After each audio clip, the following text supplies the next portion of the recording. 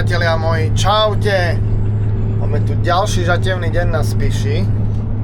Momentálne tu máme takéto cesty okolo Oplotkov, veľmi blízko pole. Takže je to tu zaujímavé.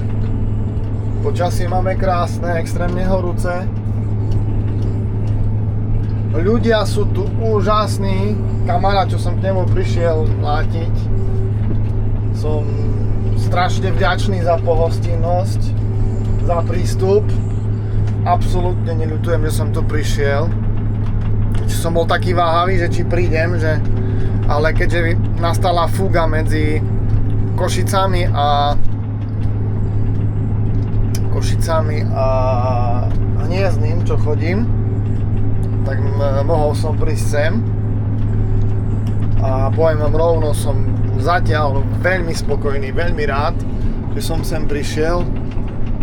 Mám z toho len dobré pocity, krásne pocity a som taký konečne po žatve taký vyrovnaný, tak raz, dva, tri klopem, všetko ide, jak má ísť. Dúfam zase, že keď to pochválim, že zase sa na čo neposere.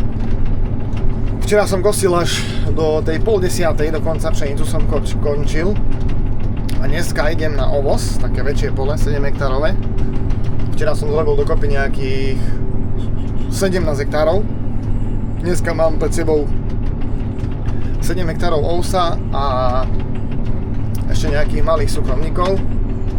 A zajtra, keď to vyjde, by som sa mal presúvať o nejaké 4 dediny ďalej. A tam by som mal mať 23 hektárov čisto pre seba. Takže paráda. Keď vydrží technika, všetko to pomaličky do seba zapadá a som veľmi spokojný a som rád a teším sa z toho veľmi. Tak som vám chcel zdeliť túto informáciu mojim sledovateľom, fanušičkám, sledovateľom. A som za to rád a pozrite tu na ovoz, krásny, stojatý, vysoký, takže masaker, paráda a tento vyzerá, že je nabitý, že tento bude sakra sypať, tam nejaká zver už behala, takže tento ovosík ma čaká toto celé pole, až mi to príde obrovské na 7 hektárov, takže máte sa na čo tešiť, ja sa mám na čo tešiť, vám všetko bude vyhrávať ako má a bude dobre. Čaute, ozvem sa vám potom zase.